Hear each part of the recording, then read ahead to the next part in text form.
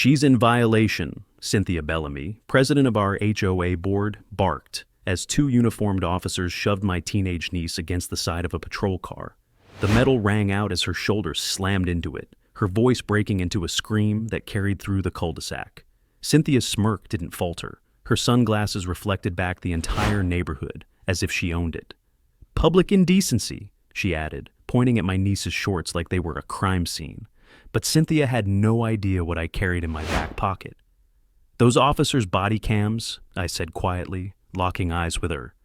"They're still streaming to the county's oversight server. Live." I let the words hang there, watching the color drain just slightly from her face before she masked it again. And that's exactly why you don't want to miss what's coming next. Every HOA tyrant eventually stumbles when real evidence meets the light of day. Subscribe right now, because this case will prove how fast power can flip when the truth is broadcast to the world. My name is Daniel Mercer. I'm a systems engineer specializing in municipal surveillance networks. The firmware those SWAT cams run on, I helped design it 5 years ago before moving back here to care for my sister's kid. Cynthia thought I was just another quiet uncle raising a girl in the suburbs. She couldn't have been more wrong. This neighborhood isn't just property lines and manicured hedges to me. It's where my sister, Rachel, took her last walk before her cancer finally won. She'd asked me to look after her daughter, Ava, and to keep the house standing no matter what battles came.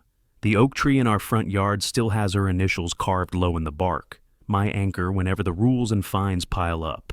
And now, seeing Ava pinned against a car like some criminal because of a pair of shorts, that promise burned hotter than anything Cynthia Bellamy could threaten me with. The other neighbors froze on their lawns, caught between outrage and fear. Some clutched their phones, filming in shaky silence. Others averted their eyes, unwilling to be dragged into Cynthia's endless crusade for control. But I couldn't look away. Every sound, the scrape of metal on Ava's skin, the low hiss of the patrol car's idling engine, etched itself into me. I knew this was no simple overreach. This was calculated humiliation, staged to remind the entire block who held the keys. Cynthia's reign thrived on intimidation and silence, but the very technology she leaned on for muscle was wired to betray her the second she crossed a line. My profession, the skills I'd spent a decade honing, weren't just background trivia. They were the only chance Ava had to walk away from this with dignity intact. I thought of Rachel again, her last words, whispered in that hospital bed.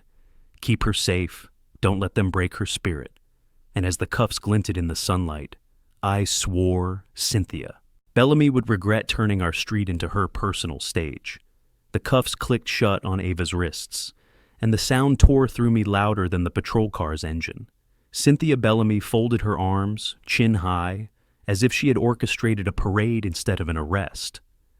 "This community has standards," she declared, her voice carrying across the lawns like a proclamation.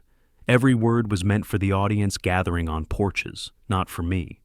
She thrived on the spectacle, certain no one would dare challenge her in public. But I noticed what most didn't, the hesitation in the officer's stance, the subtle delay as he checked the cam on his shoulder.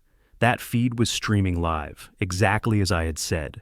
The county's oversight server was picking up every second. And if this went further, Cynthia's smug theater would be preserved in evidence she couldn't edit.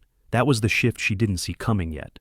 They pulled Ava into the back seat, her face pale and stunned behind the tinted glass. A murmur rolled through the neighbors. A few whispered objections, but no one stepped forward. It was the same silence that had allowed Cynthia's rule to spread. Fines over garden flags, threats about mailbox paint, notices about lawn chairs left out overnight. Every family here had felt her reach, but fear of retaliation kept them still. I stood my ground until the patrol car rolled away. Cynthia finally turned toward me. "Maybe you'll think twice before ignoring board directives," she said, her smile sharp.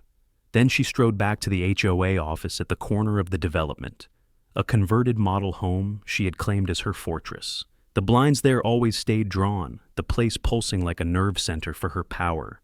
I followed, not inside yet, but far enough to see the line of neighbors who had been summoned earlier that week, couples clutching violation slips, one man holding a folded notice about a lien on his property.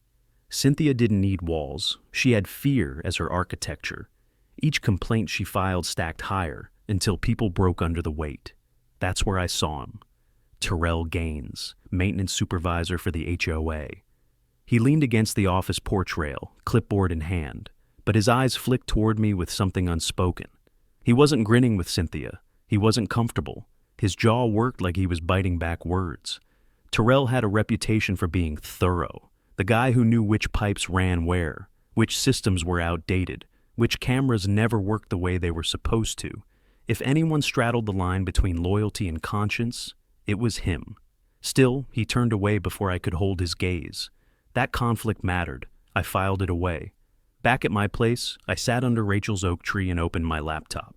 I didn't need to hack anything. I had retained limited contractor credentials from my years with the city. That gave me access to the live oversight portal for law enforcement cams.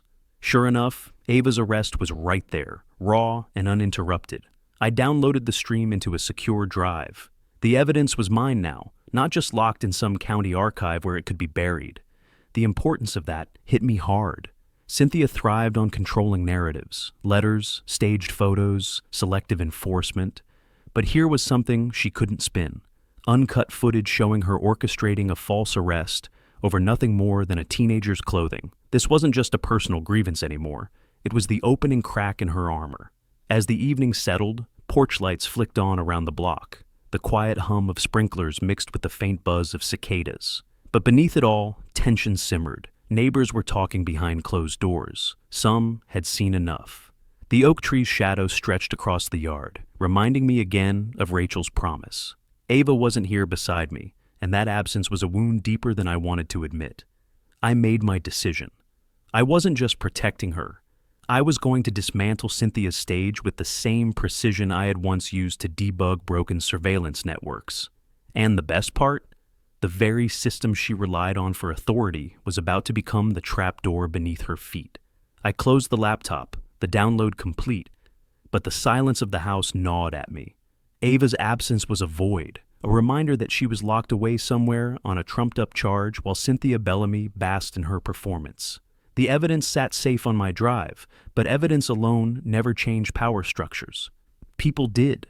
That's when I thought again of Terrell Gaines.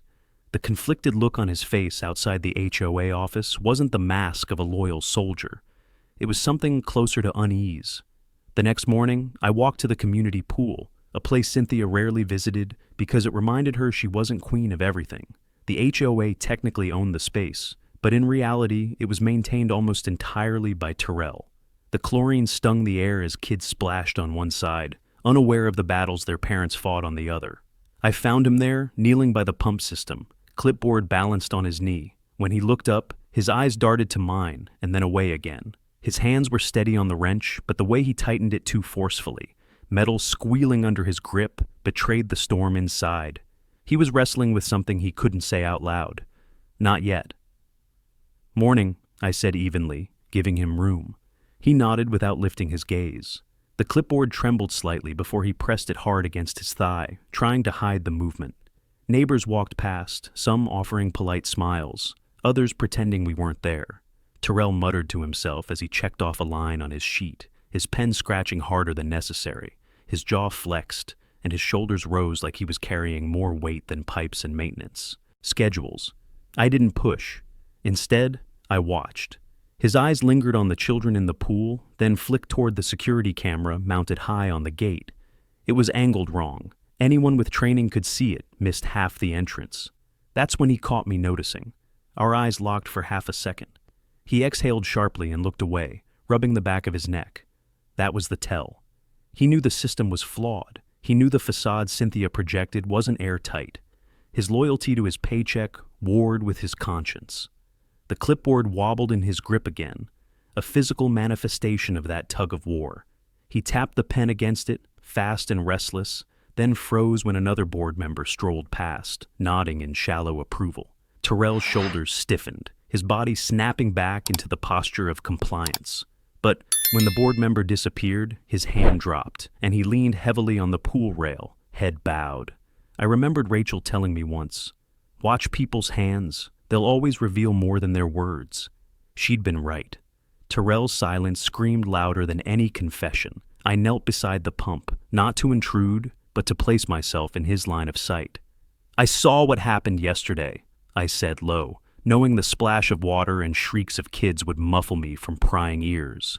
His grip on the wrench faltered, metal clanking against the pipe. For a heartbeat, his lips parted like he might respond. Then he shut them, pressing them into a tight line.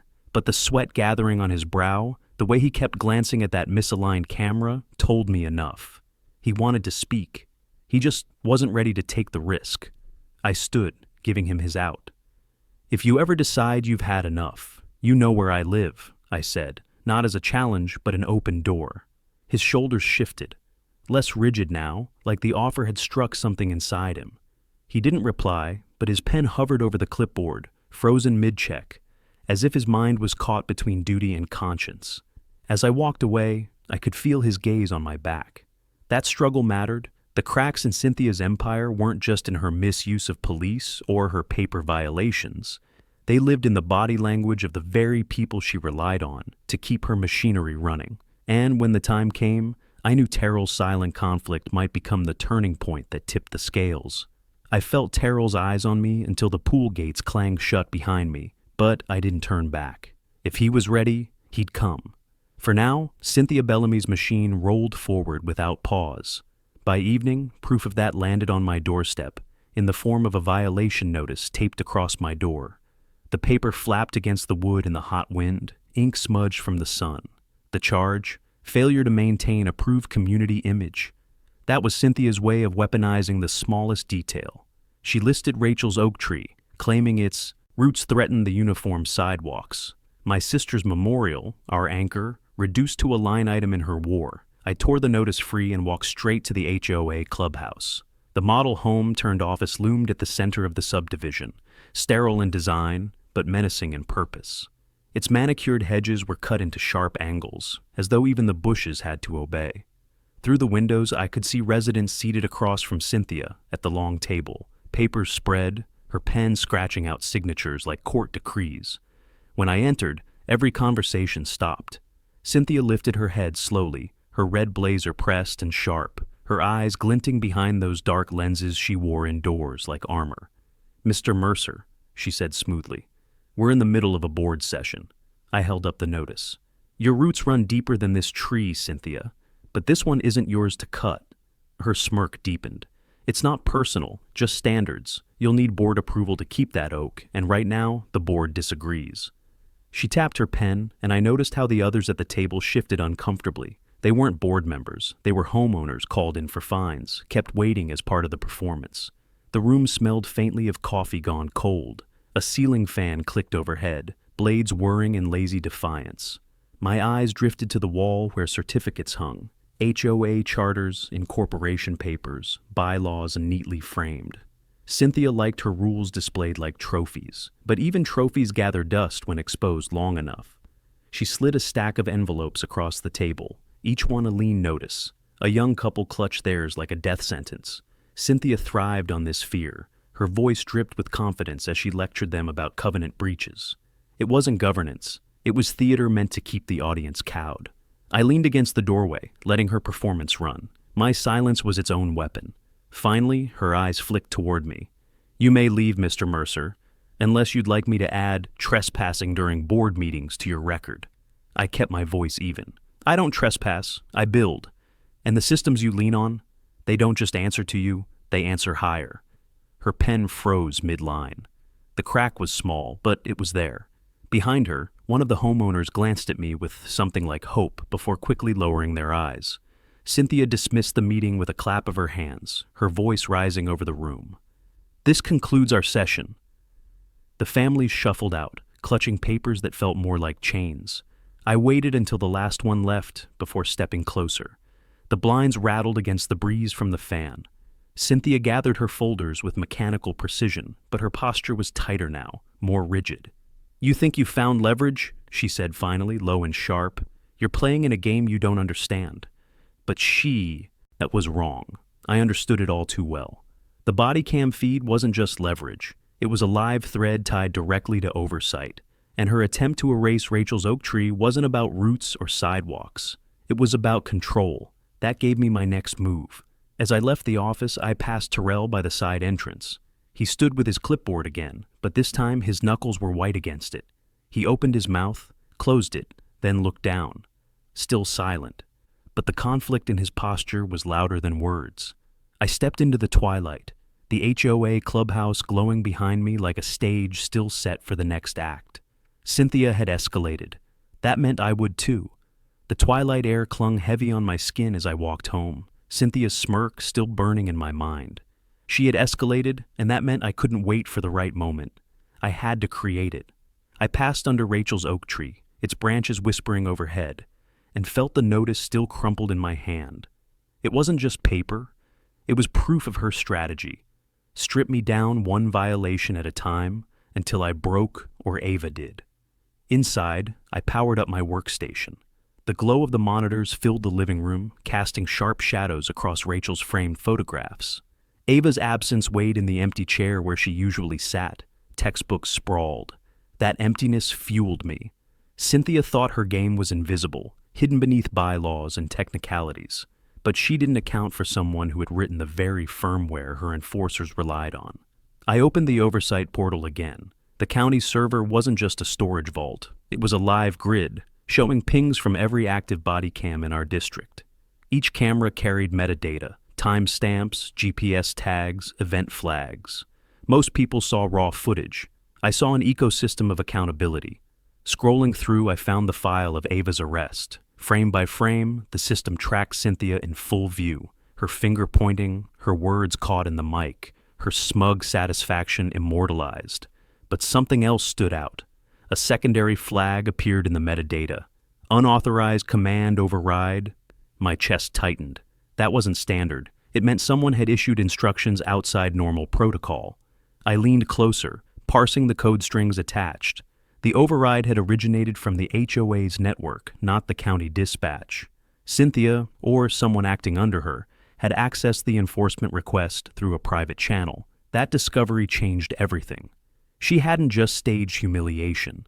She had hijacked law enforcement resources to do it. The implications burned through me. In the eyes of the law, that wasn't a community violation. It was abuse of authority, possibly criminal. My profession had taught me to spot patterns in data, but this was no pattern. This was a smoking gun. I copied the strings into an encrypted drive, labeling the file command chain. Every click echoed in my head like a hammer hitting steel. I knew I had something that could shatter her facade, but timing was everything. If I moved too soon, she'd spin it, claim misunderstanding, bury it under board jargon. I needed more than data. I needed testimony, or at least someone inside her machinery who couldn't sleep with what they'd seen.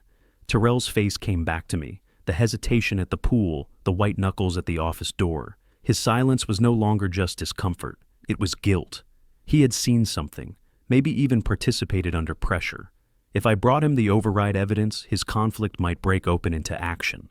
But for now, I sat back, staring at the oak tree through the window. Its silhouette stretched across the lawn, a reminder of promises carved into bark. Cynthia wanted it gone because it stood for something she couldn't control, roots deeper than her authority.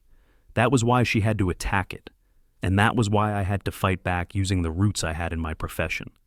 The house creaked with the night settling in. Sprinklers ticked faintly outside. I saved another copy of the override strings to an off-site server. Redundancy drilled into me from years of engineering disasters. No single failure would erase this. I whispered Rachel's name under my breath, feeling the weight of the task. Tomorrow I'd find Terrell. Tomorrow I'd test whether his conscience outweighed his fear. For now, though, I had something Cynthia could never spin. Digital fingerprints tying her hand to the lever of misuse.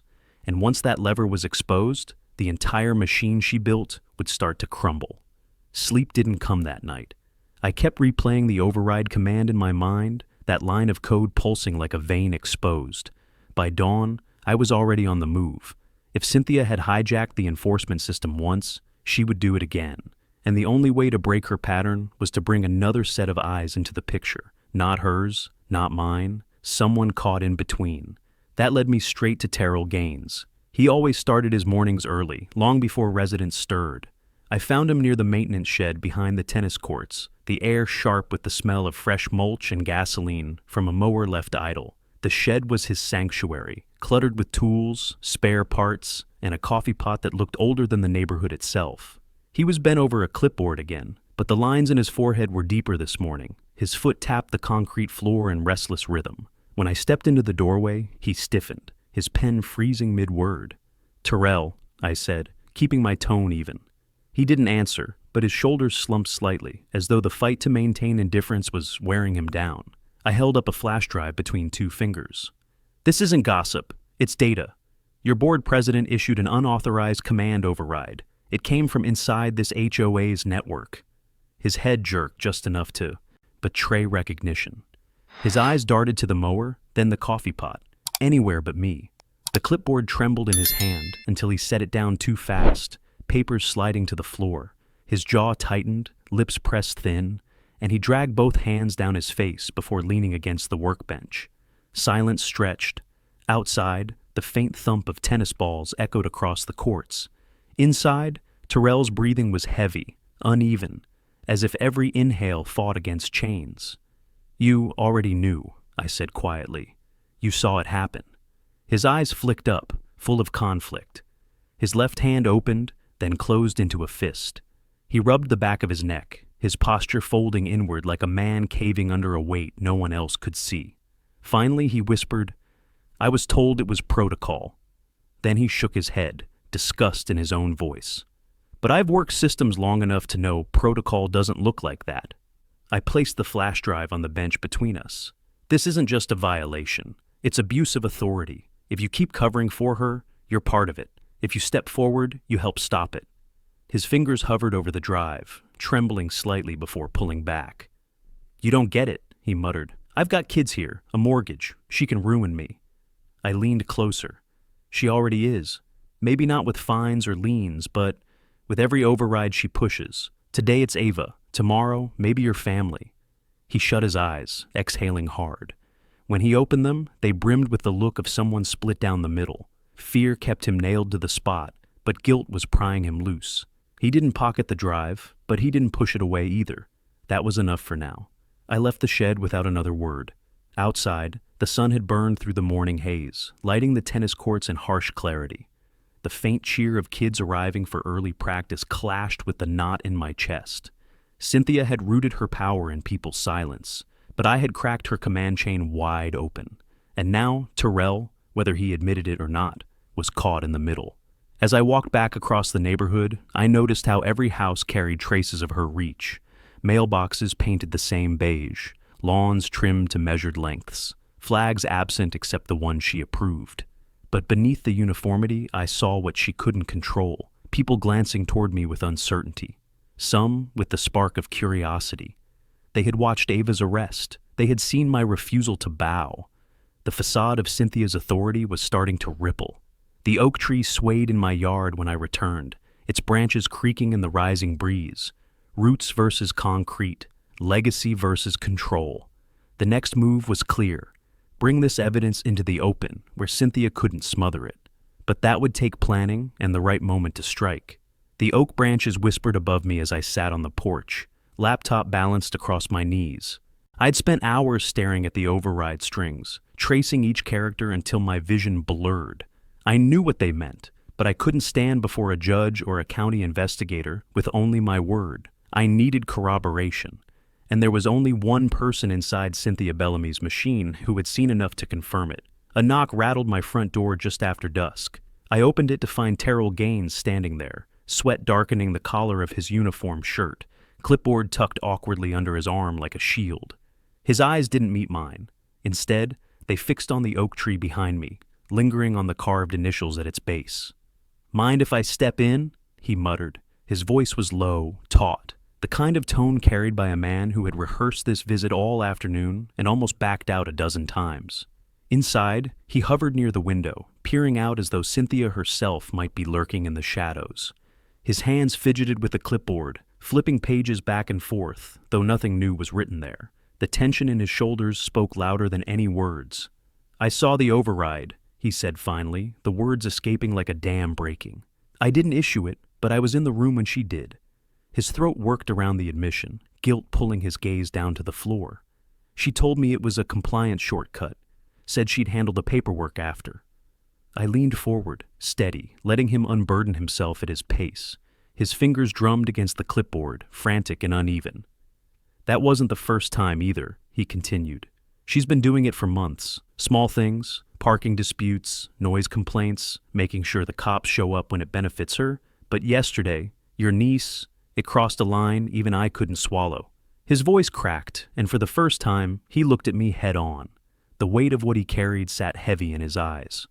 If this comes out, I lose everything. My job, my house. Cynthia will blacklist me from every HOA contract in the county. But if I stay quiet, he trailed off, pressing the clipboard so hard against his chest the edges bent. You don't have to testify tomorrow, I told him. Just confirm what I already have. Oversight logs don't lie, but your word makes it undeniable. He nodded slowly, swallowing hard. Then he reached into his back pocket and pulled out a small notepad, worn at the edges. Flipping it open, he showed me a series of timestamps he'd scribbled down. These are the override sessions I was present for. She used the same terminal each time, in the HOA office. Passwords her initials and her birthday. She didn't think anyone noticed. I scanned the page, my chest tightening. These weren't just notes. They were a roadmap linking Cynthia's hand directly to the abuses I'd uncovered. He was giving me the missing thread, the piece that transformed suspicion into evidence. Terrell shoved the notepad into my hand and backed away like he'd just committed treason. His breath came sharp and shallow. I can't be seen here long, he muttered. If she suspects I talked, I'm finished. I gripped the notebook tight, feeling the grooves his pen had carved into the paper. You did the right thing, I said. He didn't answer, but his jaw worked as though he was chewing on both relief and fear. When he slipped out the door, I stayed frozen, the weight of his confession sinking in. Outside, the cicadas screamed into the night, drowning out the hum of distant traffic. I opened the notepad again under the porch light, tracing Rachel's carved initials on the tree with my free hand. For the first time since Ava was taken, I felt the tide shift. Now I had the override code, I had the live footage, and thanks to Terrell, I had corroboration from inside Cynthia's circle. It wasn't enough to end her just yet, but it was enough to start pulling threads she couldn't control. I stayed on the porch long after Terrell left, the notepad heavy in my hand. Each timestamp he'd scrawled felt like a match head, ready to ignite Cynthia Bellamy's empire if struck against the right surface. But striking too soon would only give her time to bury evidence and claim it was all a misunderstanding. I needed to craft something precise, a counterplan sharp enough that once set in motion, she couldn't wriggle free. The next morning, I carried the notepad and flash drive to the county library downtown. The place smelled of dust and old carpet, a relic compared to the clean lines of our subdivision. That made it perfect. Cynthia's eyes didn't reach here. Rows of outdated computers lined one wall, their towers humming with faint static. This wasn't just a library, it was neutral ground, a space where I could build my case without her network sniffing around. I logged into a terminal, connected the drive, and opened the oversight logs. The raw data scrolled across the screen, numbers and timestamps colliding with the scribbles in Terrell's notebook. The overlap was exact. Her override commands matched his notes down to the minute. He hadn't exaggerated. She had systematically manipulated law enforcement responses to enforce her own HOA whims. I created a digital map overlay, linking each override to the incident reports that followed. A neighbor fined after police were dispatched to a noise complaint. A lien notice issued after a supposed property disturbance. Ava's arrest under the label of public safety. Every point connected back to Cynthia's office terminal. It was an architecture of abuse, a system she had bent around her control. The fluorescent lights buzzed overhead, flickering faintly as if the building itself resisted the weight of what I was unearthing. My fingers moved faster across the keyboard, structuring the evidence into a packet, footage, logs, timestamps, and now Terrell's corroboration. Together, they formed a chain of custody so tight it could survive courtroom scrutiny. But strategy wasn't only about building a case. It was about deciding how to release it. Cynthia thrived on controlling the board, silencing neighbors, isolating dissenters. If I went to her directly, she'd crush it in the shadows. If I went to the county too quietly, it might get buried in bureaucracy. No, the confrontation had to be public, visible. a place where she performed her power, and where her undoing would be witnessed by every homeowner she'd terrorized. The monthly board meeting. It was already scheduled for the weekend. That would be the stage. I leaned back, the chair groaning beneath me, and looked around the empty rows of computers. Rachel's voice whispered in memory, "Make it undeniable, Danny, so even cowards can't look away." She'd said it when fighting insurance battles, her body failing but her will unbroken. Now those words etched themselves into me. I copied the full evidence packet to 3 separate drives and mailed one anonymously to the county inspector's office using the library's mailing desk.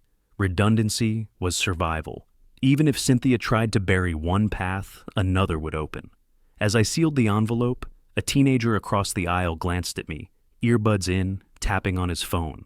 I caught my reflection in the library window, tired eyes, clenched jaw, but steady. For the first time since Ava's arrest, I wasn't just reacting. I was moving ahead of Cynthia, forcing her into a trap she couldn't see. When I stepped outside, the sun was high, glaring against the courthouse dome in the distance. The oak tree back home wasn't just a memorial anymore. It was my North Star, pointing me toward a battle that mattered. Cynthia had escalated with arrests and violation slips. My counterplan would escalate with precision and public exposure. The library door closed behind me, evidence secured, strategy set. All that remained was execution. And when that board meeting began, Cynthia Bellamy would find herself standing in the exact spotlight she had always craved. Only this time, it would burn her. The library door shut behind me, and for the first time in weeks, my steps felt deliberate. Cynthia Bellamy had relied on neighbors hesitating, on fear freezing them in place. But hesitation wasn't in me anymore. My counterplan was built, my evidence secure. Now I had to prepare the ground so that when the board meeting came, she wouldn't be facing just me. She'd be facing her entire audience. I chose the community park as my staging ground. It was neutral, open, and visible from every cul-de-sac.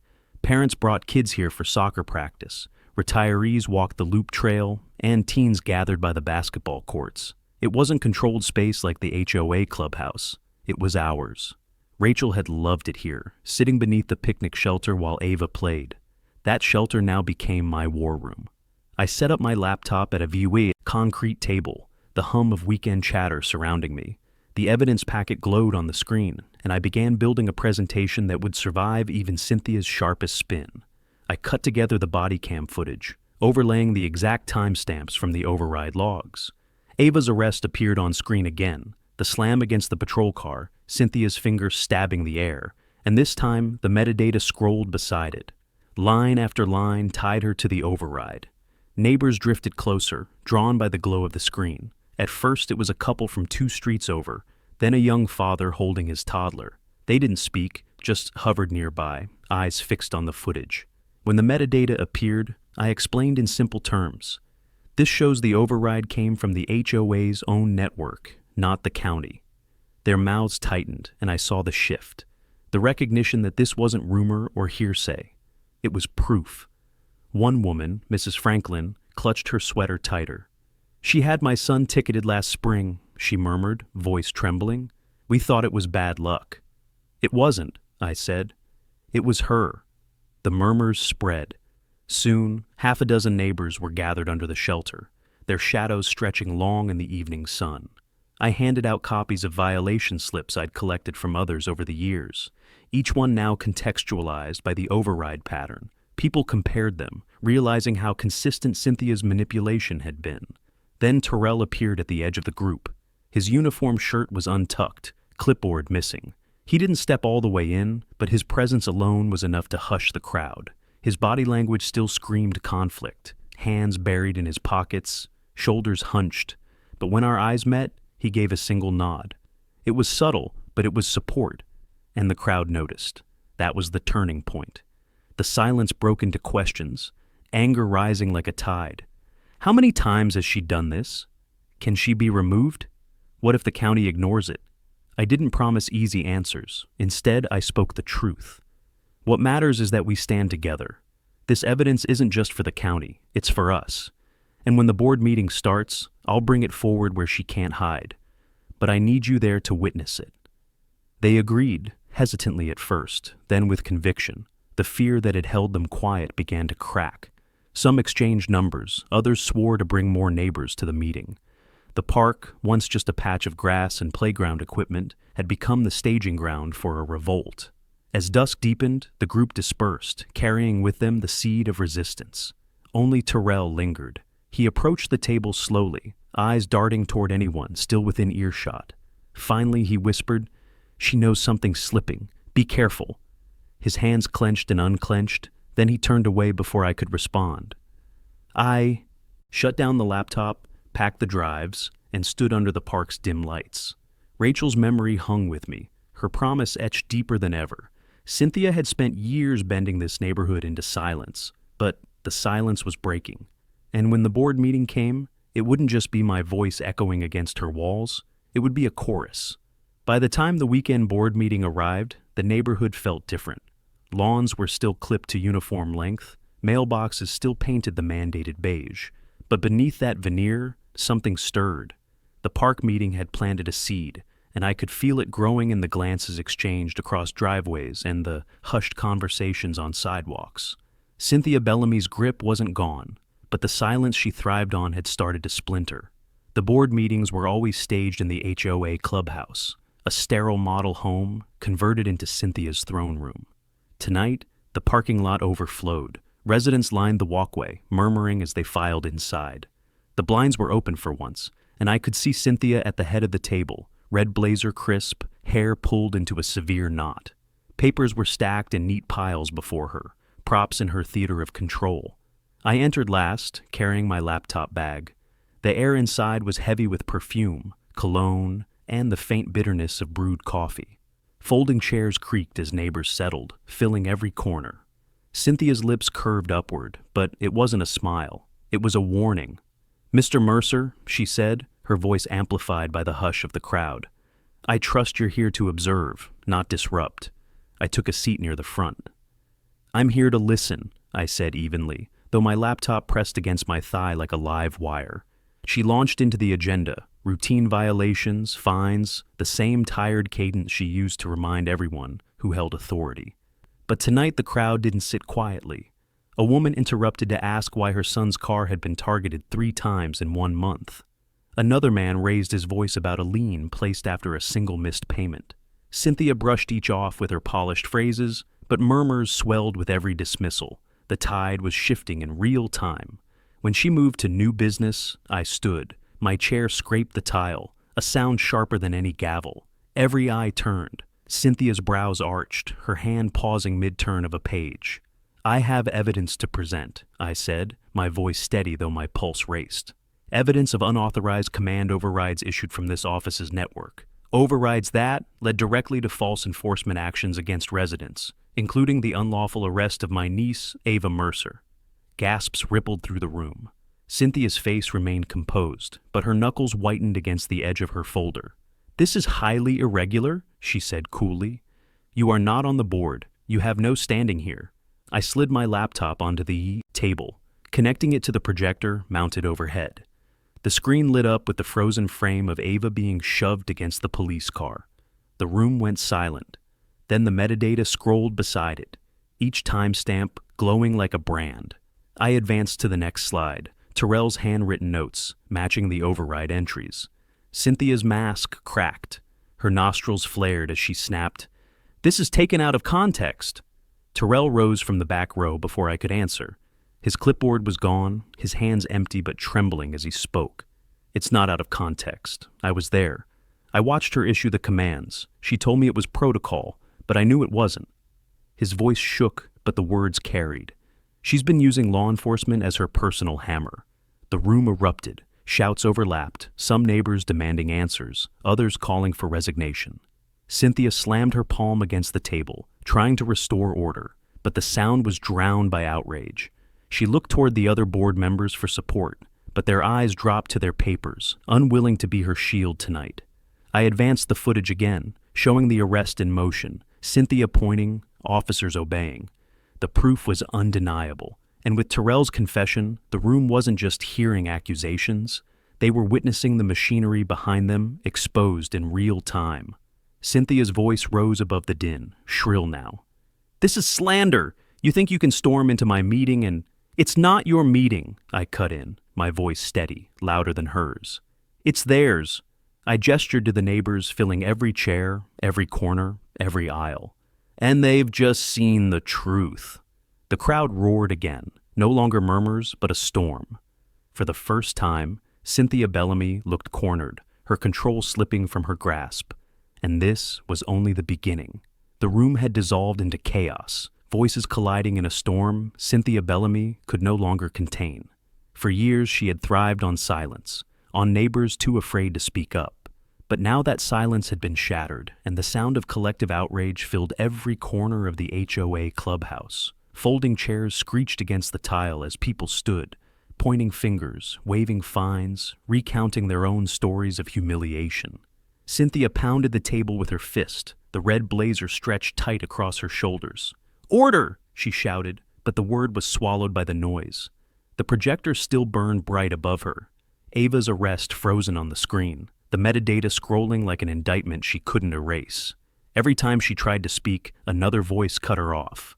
A man from the back row raised a violation slip high in the air. "She sent officers to my door at midnight over a lawn chair. Midnight!"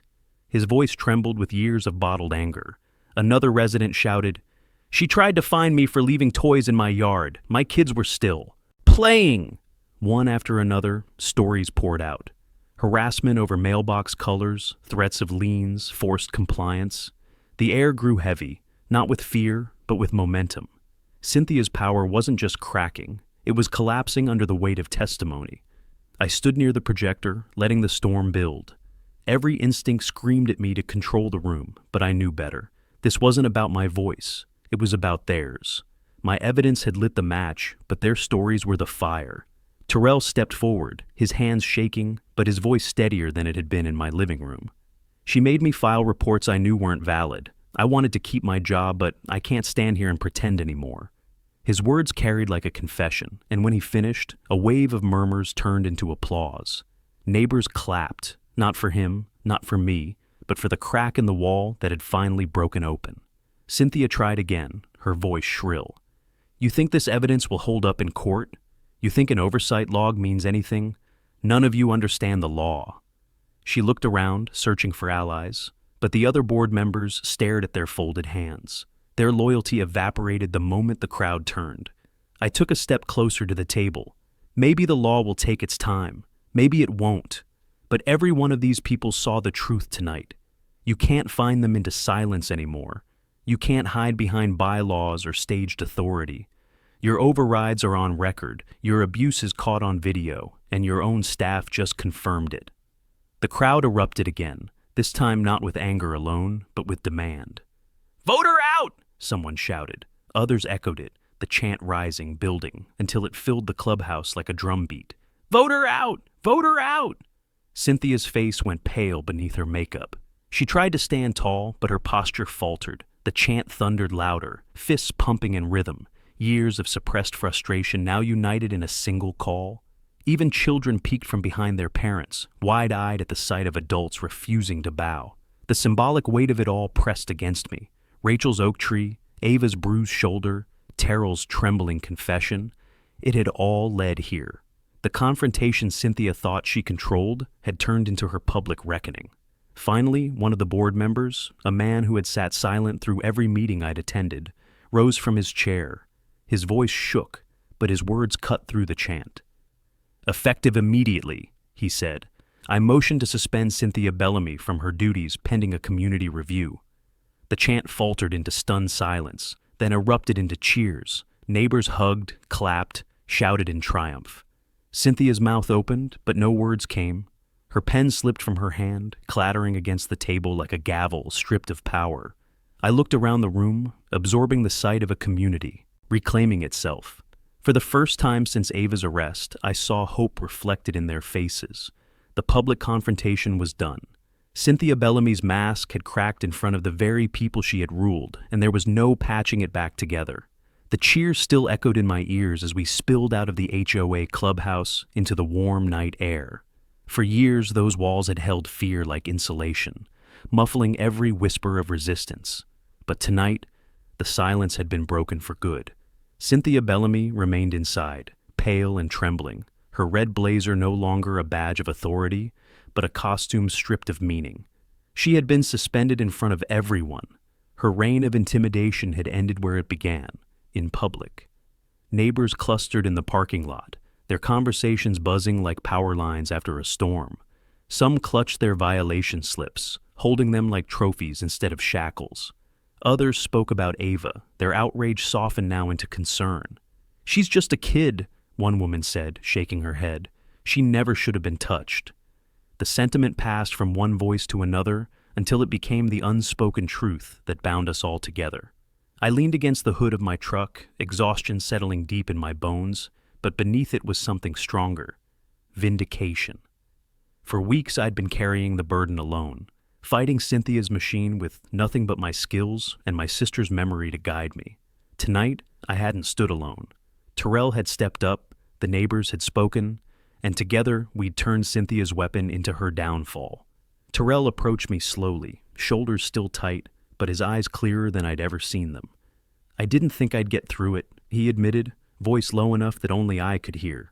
"But once I started talking, it was like the weight lifted." He glanced back at the clubhouse, where the blinds still hung crooked from the chaos. "She can't scare me anymore, not after tonight." I clapped him on the shoulder. "That's because you chose the right side. Your kids are going to grow up in a different neighborhood because of it." He gave a small nod, the corners of his mouth twitching, like he wasn't sure if he was allowed to smile yet. Across the lot, Ava ran to me, released at last after county oversight officers intervened with the evidence packet I'd mailed. Her arms wrapped around my waist, her voice muffled against my chest. "I thought you couldn't stop her," she whispered. I knelt, looking into her eyes. "Rachel made me promise to keep you safe. I wasn't about to break that." Her shoulders loosened, and for the first time since that patrol car slammed shut, I saw the light return to her face. The oak tree stood waiting when we returned home, its branches swaying under the moonlight. Neighbors followed us, leaving the clubhouse behind like a monument to everything they'd endured. Some